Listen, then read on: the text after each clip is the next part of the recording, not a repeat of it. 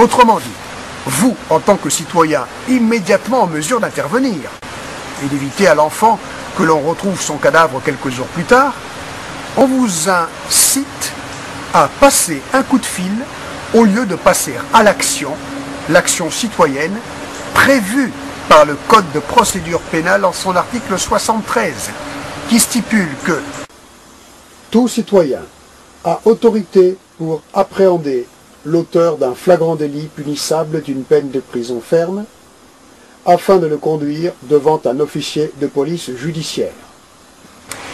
Et sachez que ce que l'on entend par notion de flagrance comprend la situation où un criminel se promène avec sa victime kidnappée.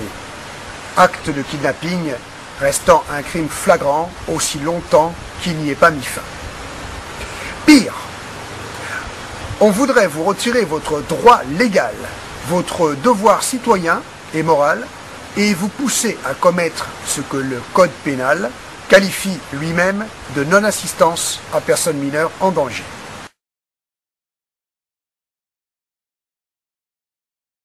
Alerté en 2002 par des mères de famille françaises victimes de l'appareil judiciaire français, le rapporteur spécial de l'ONU, Juan Miguel Petit, effectue une enquête en France.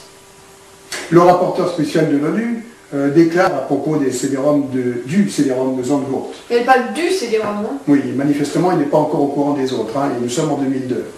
Je cite, « Un certain nombre de parents français auraient vu des images de leurs enfants. Les autorités françaises ont examiné le CD-ROM et l'ont transmis aux autorités des autres pays qui, à leur avis, étaient concernés, mais ont conclu que ces images dataient des années 70. Pour la production, on achète au marché aux puces des bibelots anciens, des prises électriques anciennes, des lampes, des lustres, des lits anciens, et on met en scène une chambre. On y fait les films et les photos avec les enfants, en noir et blanc. Et après, on le met en ligne sur Internet. Et la police déclare « Ah non, c'est une ancienne production ». Dans l'affaire Zandvoort, la police d'Allemagne, la police de Wiesbaden, déclara « Non, le matériel date, les prises datent, la lampe date, les coupes de cheveux datent ».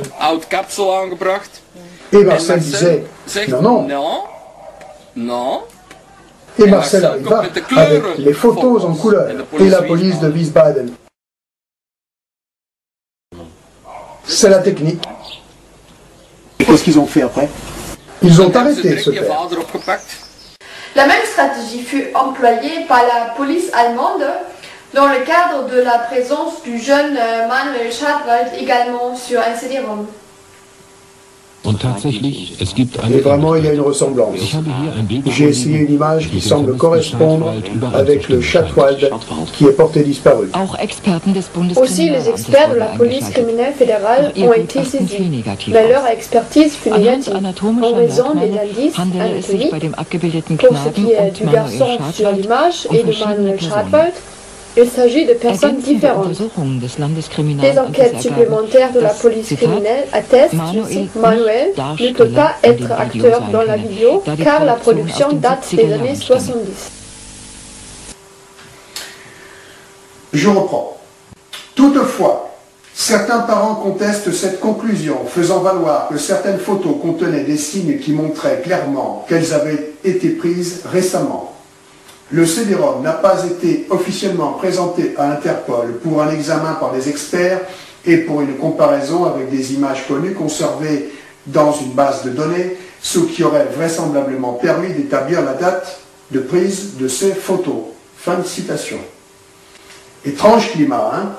Mais c'est assez troublant parce que je me rappelle du rapport de Juan Miguel Petit et il dit justement que les autorités françaises avaient argumenté pour prétendre que ça n'était pas leur problème, ils avaient argumenté également que ces photos dataient, qu'elles étaient anciennes. Il y en avait des anciennes, forcément, puisque Rosenzweig, on a sa photo.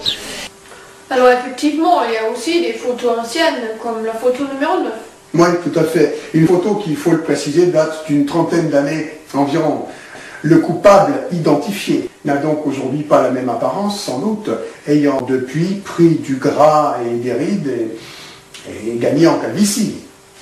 Revenons sur le fameux non-lieu.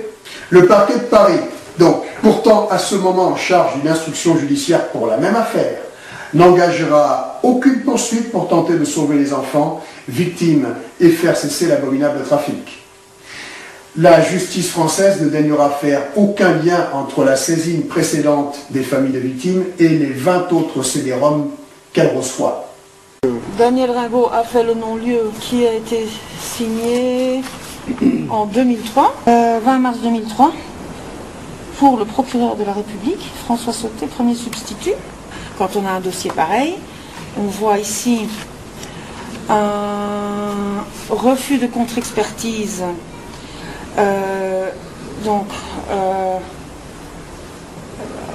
Attendu que l'expert a indiqué dans son rapport que les photos fournies ne montrent aucun repère caractéristique permettant d'identifier un individu. Par exemple, oreilles non visibles.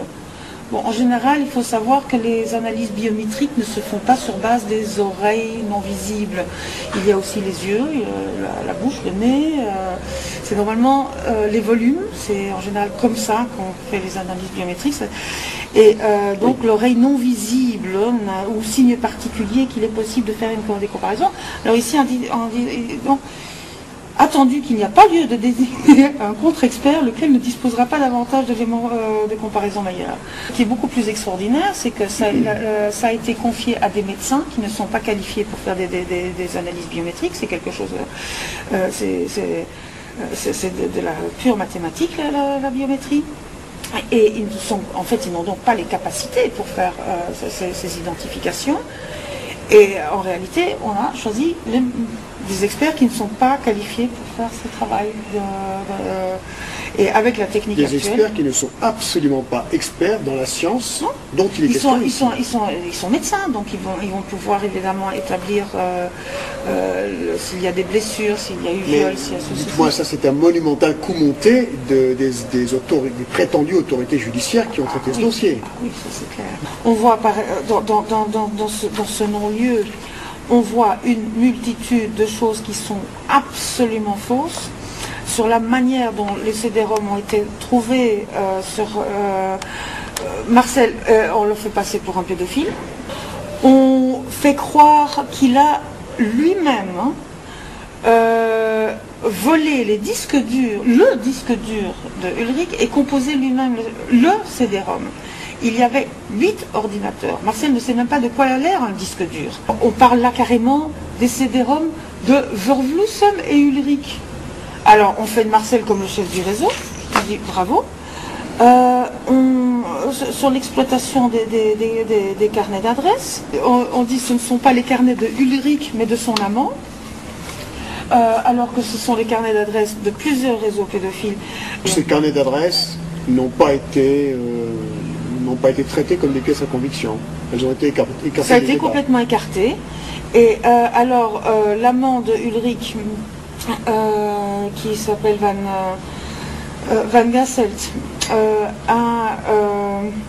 a dénoncé 2 Français qui figuraient au carnet, on dit son carnet, c'est donc Busquet et Zabowski, comme étant les têtes de pont en France dans le réseau pédophile. Donc ce serait le lien direct entre la France et le Zimbourg.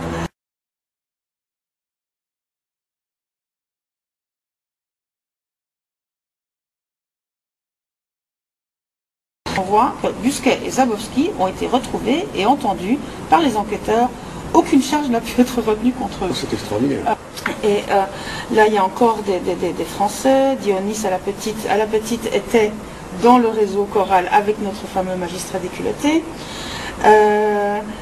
Et Guillaume, lui, il était, tous les deux d'ailleurs, à la petite et Guillaume était dans le réseau Taureau Bravo. Et là, on arrive directement à l'Élysée d'ailleurs.